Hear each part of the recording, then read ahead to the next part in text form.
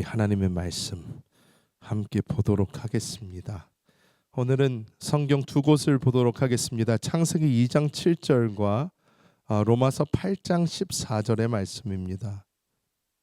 창세기 2장 7절과 로마서 8장 14절의 말씀, 이렇게 두 군데를 우리가 함께 보도록 하겠습니다. 먼저 창세기 2장 7절부터 우리가 함께 합독하도록 하겠습니다. 시작. 야훼 하나님이 땅의 흙으로 사람을 지으시고 생기를 그 코에 불어넣으시니 사람이 생령이 되니라. 아멘. 이제 로마서로 갑니다. 로마서 8장 14절 말씀 우리가 함께 합독합니다. 무릇 하나님의 영으로 인도함을 받는 사람은 곧 하나님의 아들이라. 아멘. 저는 오늘 이 창세기의 말씀 그리고 로마서의 말씀을 가지고 가장 좋고 완전한 길, 이러한 제목으로 하나님의 은혜를 나누겠습니다. 사람마다 조금씩 다 다릅니다. 생각하는 것도 좀 다르고 좋아하는 것도 다 다릅니다. 제가 결혼을 하고 나서 많이 느낀 부분 중에 하나가 정말로 한 사람과 다른 사람의 생각 그리고 좋아하는 것 여러 가지가 이렇게까지 다를 수가 있구나 라는 것을 결혼을 하고 어떻게 보면 처음 크게 느꼈습니다. 저에게 이제 가장 가까운 저희 아내가 좋아하는 것도 저랑 많이 다르고 그리고 생각하는 것도 저랑 너무너무 많이 다릅니다. 그래서 참 신기하다. 사람이 이렇게 다른 거구나 라는 생각을 하게 되었습니다. 그런데 제가 처음에 저는 굉장히 문과 쪽입니다. 그러다 보니까 생각하고 이렇게 무엇인가 읽고 고민하고 어떤 것에 답을 찾아내고 하는 것을 굉장히 중요하게 생각을 합니다. 그래서 저는 스스로 굉장히 많이 혼자서 했던 생각 중에 하나가 대체 나는 이 세상에서 왜 살까입니다. 였어요. 나는 도대체 왜 여기서 살까? 내가 이 세상에서 뭐 때문에 존재하는가? 내가 이 땅에서 무엇을 하면서 살아야 하는가에 대한 질문이 늘 저에게 끊임없이 있었습니다. 나는 지금 왜 사는가? 무엇을 향해서 가고 있는가? 나는 어떻게 살아야 되나? 나의 삶의 목적은 무엇일까? 나는 뭐 때문에 이 세상에 존재하고 있는가? 이것이 젊은 시절 저를 굉장히 계속해서 괴롭혔어요. 교회를 와도 이 교회 안에서 굉장히 어떻게 보면 구체적이지 못한 그냥 굉장히 뜬 구름 같은 그런 얘기를 굉장히 많이 들었던 것 같습니다. 하나님의 영광을 위해 살아라. 되게 멋있는 말이에요. 그런데 하나님의 영광을 위해 살아라. 제가 그 말을 어렸을 때 굉장히 많이 들었는데 하나님의 영광을 위해서 산다? 이게 뭐지? 잘 모르겠는 거예요. 그래서 물어보면 이렇게 답을 듣습니다. 공부 열심히 하는 거야. 좋은 대학 가는 거야. 좋은 직장 갖는 거야. 좋은 사람 만나서 결혼하는 거야. 이게 하나님께 영광 돌리는 거야. 이런 식으로 얘기를 많이 들었어요. 그런데 제가 그걸 들으면서 속에 질문이 생기기 시작을 했어요. 무슨 질문이 생겼나?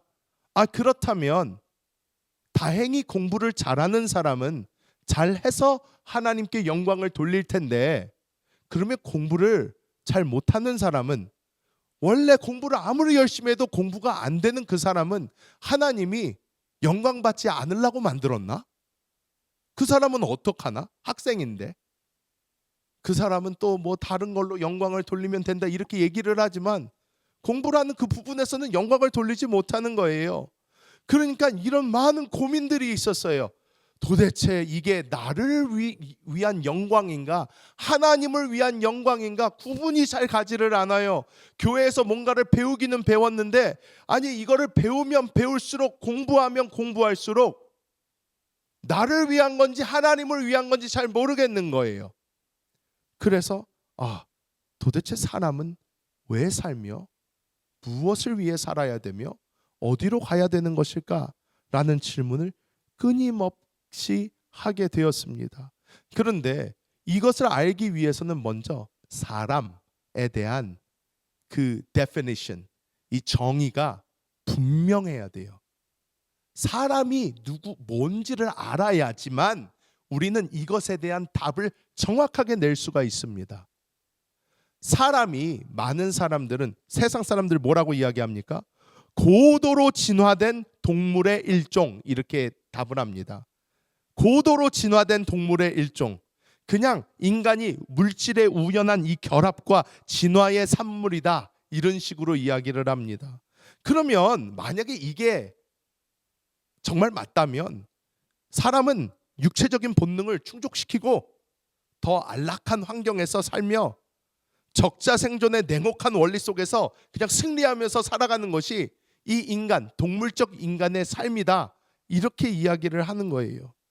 그런데 너무나 재밌는 사실은요, 우리가 요즘 세상을 보면요, 물질적으로 그 어느 세대보다 풍요로워졌어요. 맞잖아요.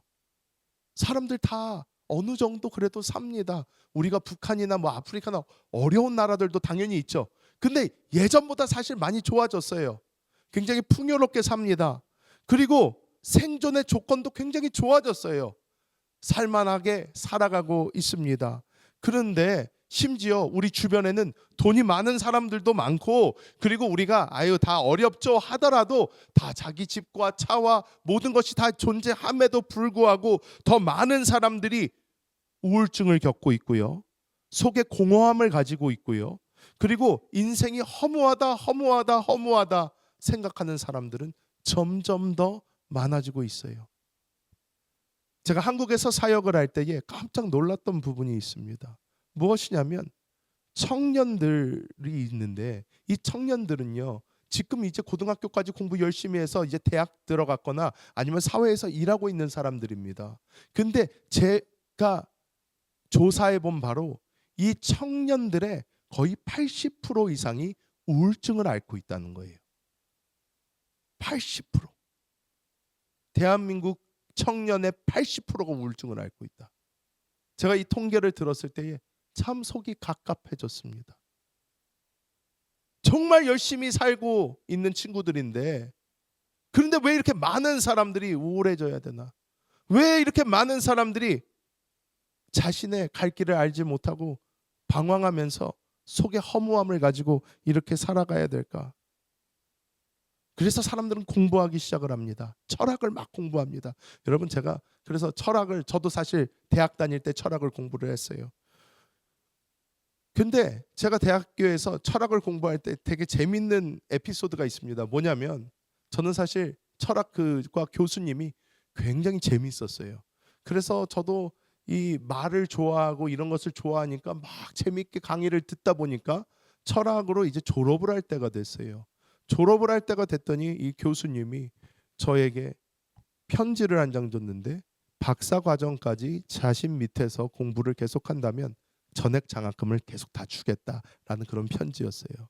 그런데 그날 그 편지를 받은 날 저에게 큰 변화가 있었습니다. 무슨 변화였나? 강의 시간이었어요. 철학에 대해서 서로 대화하고 있었어요. 서로 디스커션을 가지고 있는데, 이 얘기를 막 하는 도중에 철학에는 허무주의라는 것이 있습니다. 왜 허무하냐? 사람의 그 어떤 것도 증명할 수가 없다라는 거예요. 우리가 실제로 있다, 실존하는 사람이다도 증명이 안 돼요. 여러분, 영화 매트릭스라는 영화 보셨습니까? 매트릭스. 컴퓨터에 다 꽂혀가지고 사람들이 쫙 있고 컴퓨터 안에 있는 가상의 공간에서 살아가고 있는데, 거기서 살아가고 있는 사람들은 자기가 컴퓨터 안에 있다는 거 알지 못해요. 근데 우리가 이 매트릭스 안에 지금 갇혀 있다, 아니다, 어떻게 증명해내나? 못해요. 허무주의로 딱 가버리면 모든 것이 끝나버려요. 말이 안 됩니다. 더 이상 대화가 안 돼요. 왜? 내가 진짜인지 아닌지도 모르는데 어떻게 대화가 이어질 수가 있습니까? 제가 거기서 이 철학의 벽을 딱 봤어요. 아, 사람은 스스로도 진짜인지 가짜인지도 증명해내지 못하는 존재가 사람이구나. 딱 깨달으니까 교수님이 그 편지를 주는데 하나도 기쁘지가 않았어요. 그날 교수님께 제가 편지를 다시 돌려주면서 얘기했습니다. 저는 오늘 철학에는 답이 없다는 것을 봤습니다. 철학에 답이 없어요. 죄송합니다. 그리고 I'm sorry. 그리고 편지를 다시 주고 걸어 나와서 다른 학교로 트랜스퍼를 해버렸어요. 그리고 이제 정치학으로 가버렸습니다. 근데 제가 깨달은 것이 무엇이냐? 철학자들은 인생에 정해진 목적 없다고 합니다. 없어요. 인간 스스로 살아가야 할 이유를 스스로 만들어내야 된다라고 이렇게 주장을 합니다. 그런데 이것은 마치 이렇게 넓게 펼쳐진 바다, 이 망망대해 위에서 포류하고 있는 배가 스스로 목적지를 창조해내야 된다는 어떤 그거와 비슷합니다. 어디로 갈지도 모르고 어디로 알지도 못하는 막막한 그 상태를 인간의 실존을 보여주고 있는 것입니다. 우리는 만들어진 존재들이기 때문에 우리는 크리에이션이라고 하잖아요. 크리에이터가 있는 거예요. 오직 크리에이터, 창조주만 창조물의 존재 목적을 알고 있습니다. Only the creator knows about the purpose of the creation. 그렇기 때문에 시계를 보면요, 우리 시계는요 자기가 왜 존재하는지 몰라요. 하지만 시계를 만든 사람은 왜 시계가 존재하는지 정확하게 알고 있습니다. 이와 같이 우리가 내가 누군가, 사람은 무엇인가, 내가 왜 살고 있는가, 내가 어디를 향해서 나아가야 되나, 내가 가장 보람 있고 값어치 있고 내 삶에 만족하는 그 길을 가기 위해서는 우리가 누군지 정확하게 알고 우리에게 그것을 알려주실 수 있는 하나님을 바로 알아야 한다라는 것입니다. 자, 먼저 우리가 알아야 되는 것이 무엇이냐? 우리는 바로 하나님의 호흡을 가진 영적인 존재라는 것을 우리가 먼저 깨달아야 될 줄 믿습니다. 세상은 우리를 호모세이피엔, 즉 생각하는 동물 이렇게 이야기를 합니다. 우리는 생각하는 동물이다 이렇게 이야기를 하는데, 그런데 우리가 정말로 그냥 생각하는 동물에 불과하다면 우리는요 그러니까 등 따시고 배부르다고 우리는 얘기를 하죠. 즉 우리가 잘 먹고 잘 잘 수 있고 의식주가 해결이 되면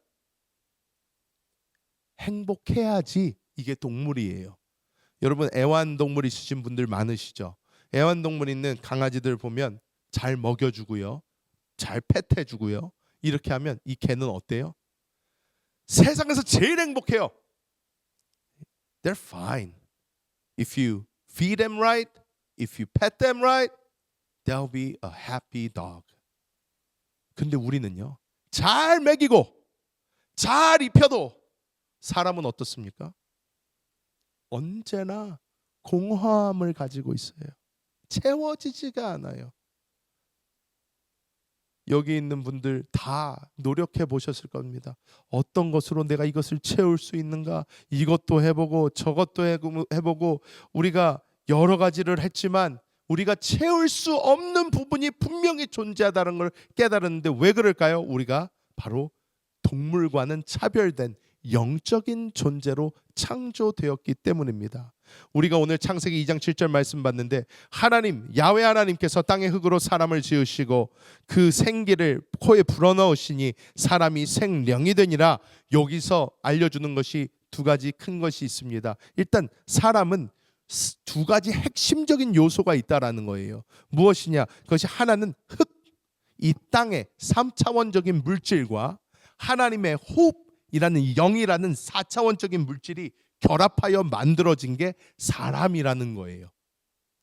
흙과 3차원적인 물질과 하나님의 호흡이라는 4차원의 것이 만나서 만들어진 것이 사람이다. 이것을 이야기해주고 있습니다. 그래서 이것이 얘기하는 것은 굉장히 큰 의미를 가지고 있어요. 왜냐? 우리가 이 물질적으로 아무리 우리를 충족을 시켜도 우리는 물질적이지 않은 영적인 4차원의 것이 있기 때문에 이것이 충족되지 않으면, 이것이 만족되지 않으면 늘 허전하다라는 거예요. 늘 공허하다라는 거예요. 우리는 아무리 아름다운 황금으로 만든 의자에 앉아 있어도 우리는 우리 마음속에 그 빈 공간을 채우지 못한다는 것입니다. 우리의 이 빈 공간을 채울 수 있는 것이 나타나기 전까지는 우리는 물 밖에 나와 있는 물고기만큼, 아무리 물고기가 좋은 이런 쿠션에 놓여져 있다고 해도 물고기한테는 죽을 것 같은 거예요. 왜? 숨을 쉬지를 못해요. 자기 한 부분이 충족되지가 않습니다. 계속해서 펄떡거릴 수밖에 없는 것입니다. 그래서 우리가 보아야 되는 것은, 우리가 하나님은 영이시고 나에게도 영이 있다 라는 그 부분을 먼저 온전히 깨달아야 될 줄 믿습니다. 요한복음 4장 24절 어떻게 말씀합니까? 함께 읽어볼까요? 하나님은 영이시니 예배하는 자가 영과 진리로 예배할지니라. 여기서 보면 in the spirit and in truth 이렇게 써져 있어요. in, 안에라는 말이에요. 영 안에서, 진리 안에서 우리가 하나님을 예배해야 된다, 이렇게 이야기하고 있는 것입니다. 그리고 우리가 전도서 3장, 이거는 구약이지만 우리가 살펴보면 전도서 3장 11절 우리가 함께 읽어볼까요? 하나님이 모든 것을 지으시되 때를 따라 아름답게 하셨고 또 사람들에게는 영원을 사모하는 마음을 주셨느니라. 그러나 하나님이 하시는 일을 일의 시종을 사람으로 측량할 수 없게 하셨도다. 여러분, 여기서 중요한 게 무엇이냐면요, 사람에게 영원을 사모하는 마음이라는 게 있다는 거예요. 영원, eternity, 영어로는 eternity라고 나오는데, 사람은요 시간 안에 존재하기 때문에 영원이라는 개념을 이해할 수가 없어요. 우리가 수학적으로도 인피니티 사인을 이렇게 그리잖아요. 근데 이것을 우리가 개념적으로 그냥 무한이라고 이렇게 eternity 이렇게 얘기를 하지만 infinite 우리가 뭐 이렇게 이야기를 하는데, 시간, 끝이 없는 이것은 하나님의 영역입니다. 그런데 이 하나님의 영역을 사모하는 마음이 우리에게는 다 있다라는 거예요. 다 있어요. 모든 사람에게 다 있다라는 것입니다. 두 번째로 우리가 알아야 되는 것이 무엇인가? 우리는 거듭난 영을 통한 생명의 전환이 필요하다라는 거예요. 거듭난 영을 통한 생명의 전환이 필요합니다. 우리가 하나님의 호흡으로 만들어져서 영을 가진 사람이라는 것을 우리가 확인을 했다면 지금 우리는 어떤 상태에 있는지를 확인할 필요가 있는 거예요. 성경은 아담의 타락 때문에 모든 인류가 이 영의 기능이 마비가 되어서 하나님과 소통할 수 없는 것에서 일어나는 이 고통, 고난, 이것에 대해서 계속 이야기를 하고 있습니다. 이 사람은 절망적인 상태에 빠지게 된 거예요. 그런데 우리가 잘 알듯이 어떻습니까? 우리가 이 죽어있는 우리를 하나님께서 살리시기로 결단을 하십니다. 우리는 영적으로 죽어 있었어요. 하나님과 소통하지 못했어요. 이것이 에베소서 2장 1절에 나타납니다. 함께 읽어볼까요? 에베소서 2장 1절. 그는 허물과 죄로 죽었던 너희를 살리셨도다. 허물과 죄 때문에, 아담과 하와의 허물과 죄 때문에 죽었어요. 하나님과 소통할 수 없었는데 하나님께서 살리셨다라는 거예요. 어떻게? 그리스도 예수를 보내주셔서, 예수 그리스도의 십자가에 달리셔서 물과 피 쏟으심으로 우리가 예수를 믿기만 하면, 영접하기만 하면 우리는 다시 태어나는 거예요. We are born again. 다시 태어난다는 거예요. 다시 태어난다는 새로운 생명을 갖게 된다는 것입니다. 여기서 우리가 잘 모르는 것이, 우리가 그냥 거듭났다 얘기 많이 들어요. 이것을 머리적으로 알고 있어요. 근데 많은 사람들이 새로운 생명으로 다시 태어났다 할 때 나에게 진짜 새 생명이 들어왔다라는 사실은 많이 몰라요. 그리고 관심도 별로 없어요. 진짜로 정확하게 얘기하면 관심이 별로 없습니다. 왜? 내가 중심이기 때문에, 내가 주인이기 때문에 예수도 내가 그냥 믿은 거예요. 그러니까 내가 예수를 믿은 것이기 때문에 나에게 생명의 체인지가 일어났다? 뭐 별로 중요하지 않아요. 그냥 거듭났다? born again Christian. Okay, I understand the concept. 하지만 사람들에게 이게 얼마나 중요하고 얼마나 이게 대단한 일인지 생각을 많이 하지 않습니다. 그냥 종교가 생긴 것으로 끝나요. 나는 이제 뭐 크리스찬이에요. 누가 물어보면 뭐 종교가 어떻게 되세요? 네, 저 교회 다닙니다. 크리스찬이에요. 뭐 이렇게 얘기를 하는 거죠. 하지만 여기에서 어떤 일이 일어났냐면, 예수 그리스도의 보혈이 나의 죄를 씻어 주심으로 내 영이 다시 하나님을 받아들일 수 있는 상태가 되고 우리 안에 믿자마자 성령이 오셨어요. 성령이 오셔서 우리 안에서 우리와 한 영이 되십니다. 자, 고린도전서 6장 17절 말씀 함께 읽습니다. 주와 합하는 자는 한 영이니라. 하나님과 내가 하나가 되었다는 거예요. 놀라운 사실입니다. 놀라운 사실입니다.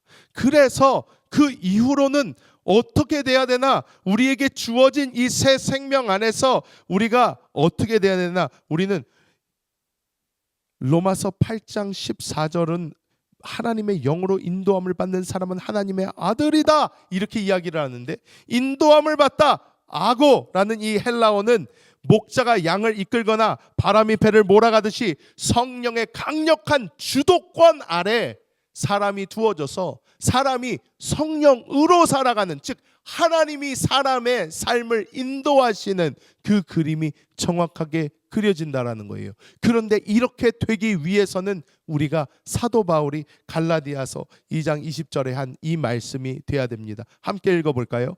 내가 그리스도와 함께 십자가에 못 박혔나니 그런즉 이제는 내가 사는 것이 아니요 오직 내 안에 그리스도께서 사시는 것이라. 여러분, 이게 왜 중요하냐면요, 사도 바울은 너무 잘 아는 게, 내가 지금 원래 살던 나의 생각, 나의 의지, 이게 있기 때문에 내 안에 새로운 생명이 들어왔는데도 주인은 아직 누구다? 나라는 거예요. 그러니까 사도 바울이 뭐라고 그러냐면 그리스도와 함께 십자가에 못 박혀 죽었다 그러는 거예요. 거기서 주권이 바뀌는 거예요. 누구로?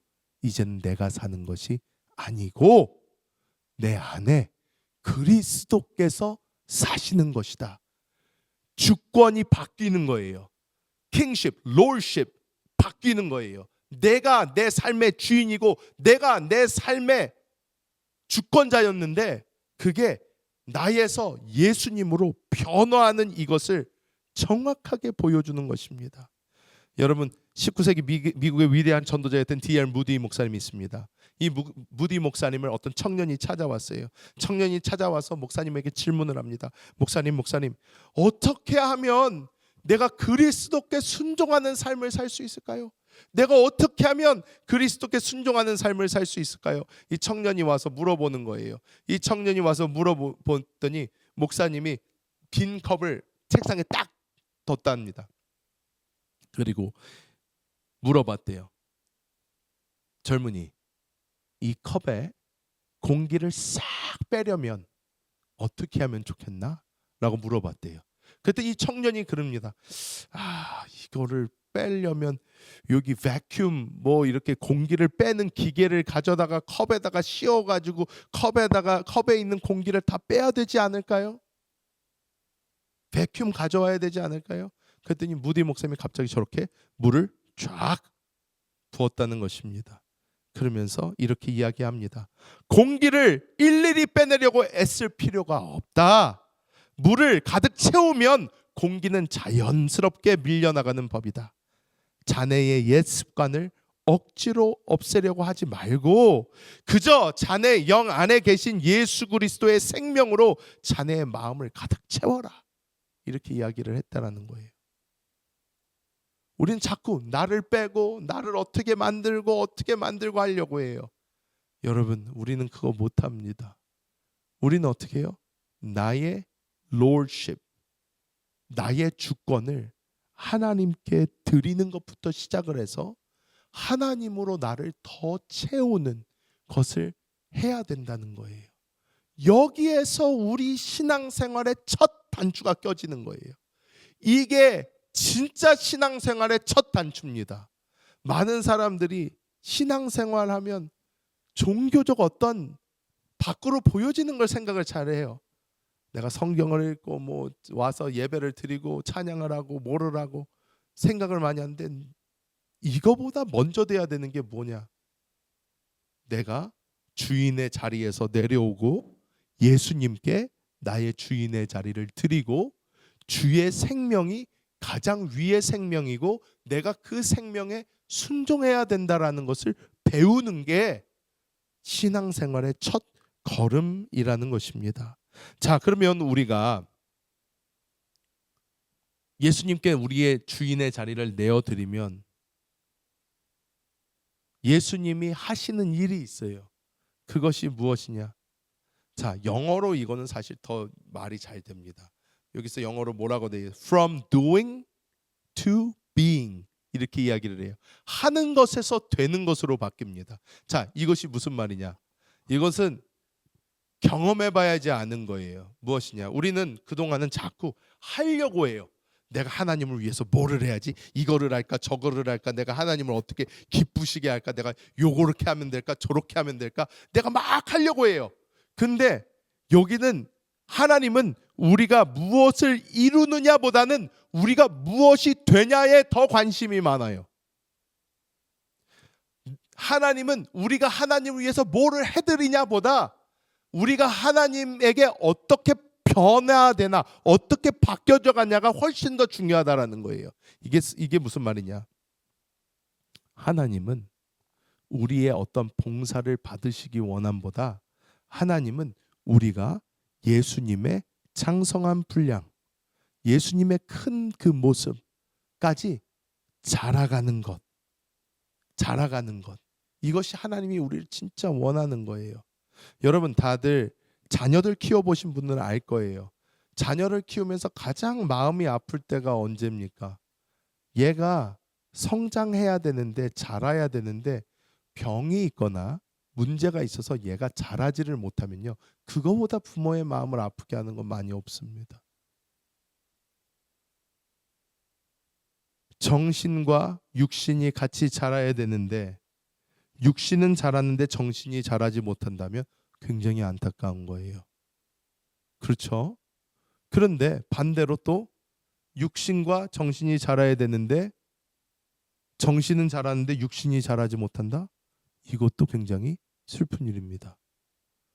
자녀가 온전히 성장을 하는 것을 보기를 원하는 것이 부모님의 마음이에요. 하나님이 우리에게 원하시는 것이 무엇이냐? 하나님의 생명을 우리에게 줬으니까 이 생명으로 살아서 이 생명 안에서 예수님의 장성한 분량을 이루라는 거예요. 즉 우리가 기독교적 어려운 말로 성화, sanctification, 이 바로 그겁니다. 어려운 말이지만 이것이 가지고 있는 의미는 굉장히 쉬운 거예요. 내 안에 그 생명이 벌써 있으니까 그 생명대로 그냥 자라나라는 거예요. 그 생명 안에서 자라가라는 거예요. 자, 이것이 에베소서 4장 13절에 나옵니다. 우리 함께 읽어볼까요? 우리가 다 하나님의 아들을 믿는 것과 아는 일에 하나가 되어 온전한 사람을 이루어 그리스도의 장성한 분량이 충만한 데까지 이르리니, 이렇게 말씀을 하고 있죠. 자, 그리고 이 로마서 8장 29절 더 자세하게 말씀합니다. 하나님이 미리 아신 자들을 또한 그 아들의 형상을 본받게 하기 위하여 미리 정하셨으니 이는 그로 많은 형제들 중에서 맏아들이 되게 하려 하심이니라. 이렇게 이야기하고 있는 것입니다. 여러분, 우리가 이 그리스도인의 삶을 살다 보면 이해할 수 없는 고난, 이해할 수 없는 역경을 만날 때가 참 많습니다. 잘 하고 있는 것 같은데, 잘 가고 있는 것 같은데도 힘들고 어려울 때들이 있어요. 살면 살수록 더 어려워지는 것도 많습니다. 우리가 예수 믿고 그냥 복 받고 계속 좋아야 될 것 같은데 예수님을 믿고 오히려 삶이 어려워지고, 그리고 내가 하나님 앞에 더 똑바로 사는 것 같은데도 내 삶에 오히려 더 힘들고 어려운 일이 다가올 때가 분명히 있습니다. 여러분, 그냥 축복 신학에서는요, 이게 설명이 안 돼요. 그래서 한국 교회가 가지고 있는 가장 큰 문제 중에 하나가 몇십 년 신앙생활을 하면서 계속 이 축복 신앙을 배우다 보니까 이게 뭐예요? 내가 예수 잘 믿으면 더 잘 된다라는 거예요. 여기서 말하는 더 잘 된다라는 것은 물질적인 축복을 받고 더 잘 살게 된다라는 의미가 있어요. 자, 이것을 굳세게 믿고 신앙생활을 진짜 열심히 합니다. 우리 특히 한국 사람들 막 열심으로 합니다. 열심으로 막 몸 마음 다 바쳐가지고 막 교회를 위해서 봉사하고 막 열심히 합니다. 열심히 하는데 그런데 시간이 쑥 지나가지고 나이가 이제 리타이어한 나이 돼서 70, 80 나이가 되었는데 내 삶을 이렇게 돌아보는데 잘 되는 것 같다가 갑자기 60, 70, 80 됐더니 내 인생이 그렇게 잘 안 풀렸어요. 그 정도의 복을 못 받은 것 같아요. 근데 아무리 생각을 해도 내가 하나님 앞에 진짜 열심히 산 것 같아요. 근데 내가 왜 그렇게 복을 못 받았나 생각을 하면 억울합니다. 뭐지? 왜 나는 이렇게 됐지? 내가 뭐 더 안 한 게 있나? 제가 아는 분 중에도 진짜 열심히 하나님을 섬기는데 비즈니스가 계속 망해요. 그런 거 볼 때요. 이 축복 신학을 가진 이 목사님들은요. 답이 없어요. 계속 더 하라고 합니다. 그냥 더 열심히 하세요. 더 열심히 하세요. 더 열심히 하세요. 그러면 이 사람은요. 죽을 것 같아요. 정말로 미치겠는 거예요. 왜? 자기는 하나님한테 최선을 다하고 있는데 새벽 기도도 나오고 있고 교회 열심히 다니고 있고 자기는 없는 와중에도 열심히 헌금하고 있고 자기는 노력을 해서 하나님을 위해서 모든 걸 다 하고 있는 것 같은데 자기의 삶은 나아지지가 않는 거예요. 그게 하나님의 뜻인 줄 아는데 근데 우리가 똑바로 봐야 되는 것은 무엇이냐? 하나님이 생명을 주시고 우리에게 원하시는 것은 우리가 이렇게 그냥 이 땅에서 제가 처음에 말씀드렸죠. 3차원의 세상, 4차원의 영적 세계, 3차원의 하나님 관심 별로 없으세요. 여기에 이 동물적인 부분은 잘 먹고 잘 입고 잘 잔다고 우리가 만족이 안 된다니까요. 그러니까 하나님은 어떻게 해요? 우리의 이 영적인 부분을 키워내기를 원하시는 거예요. 여기에서 만족을 주기를 원하세요. 그래서 하나님은 계속 시험과 환난과 역경을 통해서 우리를 자라게 하신단 말이에요. 우리를 이렇게 자라게 하시는데 우리가 이 하나님의 계획을 모르면 인생이요 너무 슬퍼요. 너무 슬퍼져요. 왜? 나는 왜 이 나이 때까지 이렇게 고난을 받아야 되나? 나는 왜 이렇게 끝까지 살아야 되나? 굉장히 슬퍼지는 거예요. 왜? 우리 사람한테는 계속 그런 생각이 있잖아요. 좀 느긋하게 편안하게 이렇게 있다가 딱 가면 좋겠다. 이런 생각이 많은데 여러분 하나님은요. 왜? 이거 끝이면 몰라요. 이게 만약에 우리가 이 땅에서의 삶이 끝이었으면 오케이. 하나님 막 그렇게 해줬을 거예요. 근데 이 다음에 하나님의 세상이 있다니까요. 이 다음에 세상이 있는데 그리고 천년왕국이 있을 거고 영원한 세계가 다가오고 있는데 하나님한테는요. This is only the beginning. 이거는 완전 시작일 뿐이란 말이에요. 그러니까 여기서 하나님은 우리를 이 다음 세대를 위해서 만들어 가십니다. 우리가 이 이해가 있어야 돼요. 그래야지 우리는 하나님 어떻게 하면 내가 이 생명을 따라 잘 살아갈 수 있을까라는 생각을 하게 됩니다. 여러분 제가 아주 존경하는 목사님 중에 앤드루 머레이라는 분이 있습니다. 이 앤드루 머레이는 남아프리카의 성자라고 불리는 분이에요. 백인 분이신데 영적인 아주 깊은 깨달음이 있었어요. 근데 이 앤드루 머레이라는 이 분이 열심히 활동을 하다가 병에 세게 걸렸어요. 선교 현장에서 아프리카 선교 현장에서 극심한 질병으로 침상에 누워 있는데 이 앤드루 머레이라는 분이 이렇게 고백을 했다고 합니다. 하나님은 나를 이 어려운 환경에 두셨습니다. 이것은 그분의 뜻입니다. 그분은 이 시련을 통해 나를 그리스도의 형상으로 빚어가실 것입니다. 나는 이 환경이 빨리 지나가기를 구하는 것보다 이 시련이 내 안에서 하나님의 목적을 온전히 이룰 때까지 그분의 손길에 나를 맡기겠습니다. 라고 고백을 합니다. 이 앤드루 머레이라는 분은 자신의 질병조차도 자신을 그리스도께로 더 가까이 이끄는 하나님의 선한 손길로 받아들였다는 거예요. 이것이 바로 우리가 이 세상을 이기는 비결이 됩니다.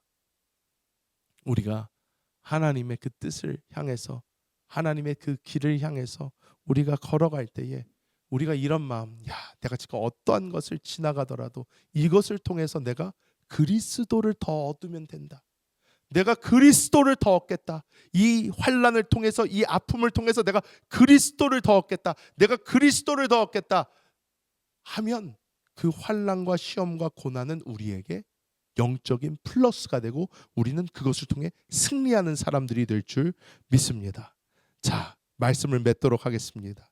우리가 이제 알았어요. 무엇 알았어요? 내가 어떤 존재인지, 하나님의 나의 목적이 무엇인지, 하나님은 내가 영적으로 어떻게 되기를 원하시는지 우리가 이제 알았단 말이에요.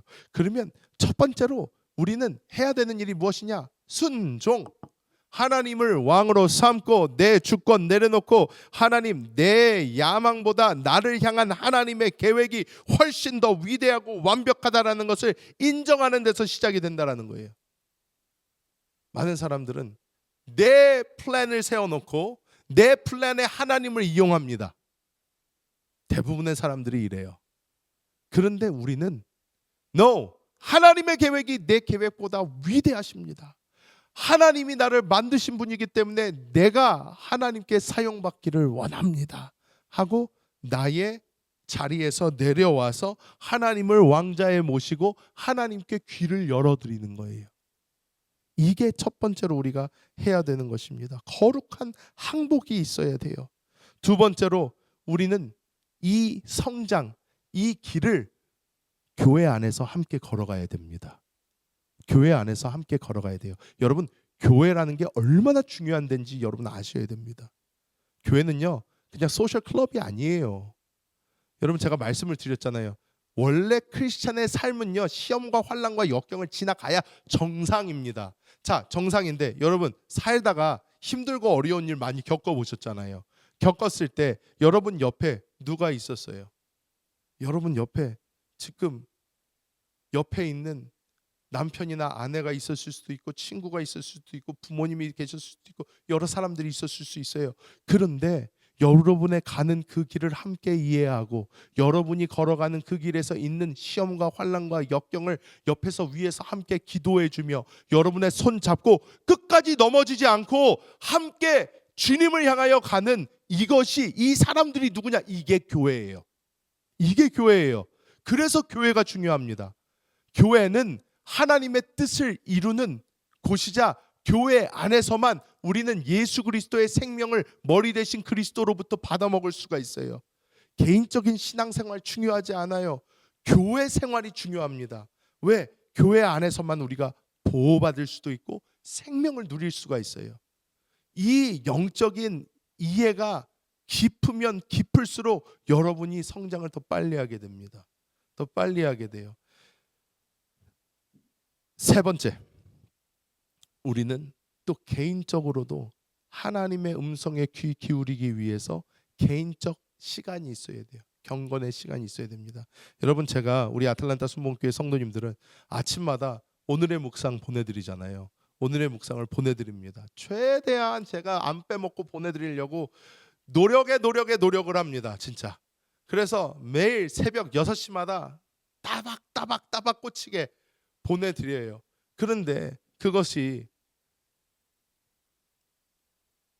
내가 하루를 시작함에 있어서 말씀으로 시작하고 그 말씀을 내가 계속 되뇌이며 내 안에서 성령의 음성에 귀 기울이게 귀를 열게 되고 그리고 내가 나의 기도의 시간을 만들어 나가고 말씀을 읽으면서 성령과 대화하는 시간을 만들어내고 하면서 내가 누구인지 다시 한번 보는 거예요. 내가 누구인지. 영적인 존재야. 난 영적인 존재야. 자, 한번 따라해 볼까요? 나는 영적인 존재다. 여러분 이거 아셔야 돼요. 난 영적인 존재야. 영적인 존재이기 때문에 영적인 것을 해야 내가 채워진다니까요. 그래서 우리는 영적인 것을 위해서 세상의 소음을 막고 주님께 집중할 수 있는 시간을 이렇게 드려야 되는 거예요. 이 금요 찬양 예배 나오신 분들은 그래서 행복하신 분들이에요. 여기서 기도하고 찬양하고 말씀 듣고 주님께 집중하고 하는 이 모든 것이 나의 영적인 부분을 채운다는 것입니다. 여러분, 우리가 오늘 이제 다시 또 기도할 거지만 기도하실 때 여러분의 주권을 하나님께 드리시기 바랍니다.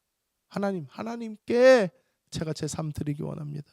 하나님, 지금까지 저를 위해서 하나님을 붙잡았지만 하나님을 나의 주인의 자리에 모시고 내가 하나님이 원하시는 그 길을 걸어보기를 원합니다. 내가 지금까지는 내 행복을 내가 창조해 보려고 했지만 하나님이 내 삶의 주인이 되어서 나를 끌고 가시는데 내가 그거 따라가면서 얼마나 더 행복해지는지 한번 보기 원합니다. 하나님 도와달라고, 하나님 붙잡아 달라고 우리가 기도하며 나아갈 때에 여러분의 삶은요 늦지 않았습니다. 늦지 않았습니다. 여러분의 삶 지금 목사님 벌써 저는 뭐 나이가 이렇게 되고 리타이어하고 뭐 저는 이렇게 하고 여러분 never too late. never too late. 하나님께 드리고 따라가 보시기 바랍니다. 여러분의 삶은 정말 아름답게 변화될 줄 믿습니다.